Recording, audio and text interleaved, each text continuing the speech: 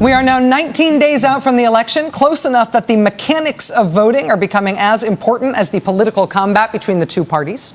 In Arizona, for example, you have to show ID in order to vote. But here's a neat thing about that. One of the things you can present for ID is your voter registration card issued by your local county. Your voter registration card comes on a form that includes a lot of information about the election. Like you see here, important election dates. And then it says November 6th, 2012, which of course is the really important election date. Now, there are lots of Americans who speak Spanish in Arizona, and so the voter registration card form is also written in Spanish. Fechas importantes de elecciones. And then what does it say is the date for the election day? The Spanish part of it? Oh, 8 de November. Wait, go back. It says right there in English that the election is November 6th. Which it is. But in Spanish, it's November 8th. Seriously, Arizona? Right this way to the polls, Hispanic Americans, 2 days after the election. Seriously? This dark political art comes courtesy of the elections office for Maricopa County, Arizona, in Phoenix. That is the most populous county in Arizona by far. More people in the state live there than anywhere else in the state. In Maricopa County, their elections department handed out in their office voter registration cards with the wrong date for voting in Spanish only. They say they're not sure how many voters got this wrong information. Maybe 50 people, maybe fewer, maybe more. They say they do not know. Will those people get the right information somehow? Nobody knows. Whether it's by mistake or lack of effort or outright intent, creating confusion is its own form of voter suppression. Now check this out. In Pennsylvania on October 2nd, a judge ruled that Pennsylvania voters will not have to show ID in order to vote in November. He put that law on ice back on October 2nd. And look at this. Almost 2 weeks later, a billboard in Spanish in Northeast Philadelphia. Si quieres votar, muéstrala. If you want to vote, show it. Show ID, especially if you speak Spanish and live in a Latino part of Philly. Almost 2 weeks after the judge said no one needs ID to vote in Pennsylvania, this taxpayer-funded billboard in Spanish still said otherwise. I know it takes time to update all the websites and pull down all the posters, but seriously, nobody in charge in Pennsylvania noticed that giant billboard, the one that could make people think they would not be allowed to vote, so maybe they shouldn't bother? Did nobody notice that? Or was it just that nobody cared? The billboard company told Bloomberg that the ad won't be changed for another couple of weeks. Meantime, too bad for anybody who believes what the state's ad tells them. Confusion is its own form of voter suppression. And so is fear. A couple of weeks ago, a member of the Cleveland, Ohio City Council noticed this new billboard in a largely African-American, largely poor neighborhood in Cleveland. It reads, "Voter fraud is a felony!" exclamation point, up to 3.5 years and a $10,000 fine. You can practically hear the gavel banging, right? The councilwoman wanted to know who paid for this billboard. The sign says only that the money came from something called a private family foundation. The councilwoman wanted to know if her poor and minority neighborhood was the only one with a billboard equating voting with a lengthy prison sentence. The answer is no.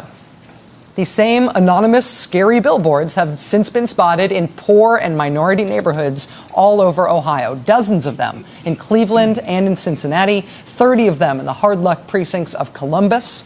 Also in Wisconsin, another swing state where these billboards have been popping up in Black and Latino sections of Milwaukee, 20 of them. 20 voting is scary billboards at least. Voting in this country is not supposed to be scary. It is not supposed to be confusing. You are not supposed to have to guess when you vote or how you vote or whether there might be different days for Hispanic Americans and non-Hispanic Americans to vote, and you have to figure out which day you should show up. You should not be pressured into believing that someone will try to send you to jail for voting. That is what it is coming down to, though, which should probably make you more determined to vote than ever. Joining us now is Bob Herbert, Distinguished Senior Fellow at Demos, also a contributor at policyshop.net. Bob, thanks for being here. Hi, Rachel. I feel like those examples are so blunt and so brutal that they're almost unbelievable. But when we first started hearing that stuff existed, I almost thought that it was a Photoshop hoax. No. But it's really happening. No. I've been covering this since 2000. We all remember what happened then.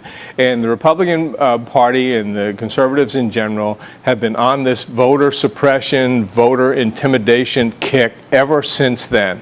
They're on the losing side of the demographics in this country, and they are on the losing side when it comes to the issues. But what they are trying to do is keep as many of their opponents away from the polls as possible, and I think they've been doing a very effective job of it. This should be a much bigger story. It should be a bigger story. There's frustration, I know, from a lot of people who want this to be the biggest story in the country, but I think a lot of the reason that people get sort of stymied in trying to report on it is you get as far as paid for by a private family foundation, and you don't know who to be mad at. You just think it's gross, but you don't know how to trace it anywhere. That's why I feel like the Pennsylvania story itself ought to be of national significance, because it's the state of Pennsylvania that is still intimidating people into thinking they're not going to be able to. I completely agree. And then these issues that you're talking about tonight, that should be a bigger national story as well. But also, you've got these campaigns going where they're going to send poll watchers out on Election Day and to intimidate voters showing up at the polls. And you mentioned that chaos equates with voter suppression.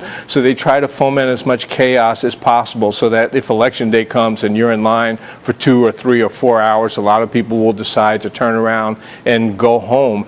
A lot of people have been intimidated by things like that billboard sign, but also just the word going out that something's going to happen to you, might happen to you if you show up at the polls, and you don't know whether you're committing a crime or not, when in fact all you want to do is cast a ballot. So what's happening is, voters by the scores of thousands are being intimidated in this country, and in an election as close as this one, that could end up being a determining factor. This is, to me, a strategic explanation for why the Democrats have gone so far, have pushed so hard on the idea of voting early. Right, because one thing that it does, it lets you bank votes, right. And so it's a sort of small C conservative approach to the election. No October surprise because you've already got your vote in, so it doesn't matter if anything's happening later on toward Election Day. But the other side of it is that there will be shorter lines, there's less potential for chaos, and there's more potential to make it up and actually get your vote cast in a way that it's going to be counted, if you give yourself some leeway and you don't push it till election. No question about that. But I also think that the Democratic Party and also a lot of progressive groups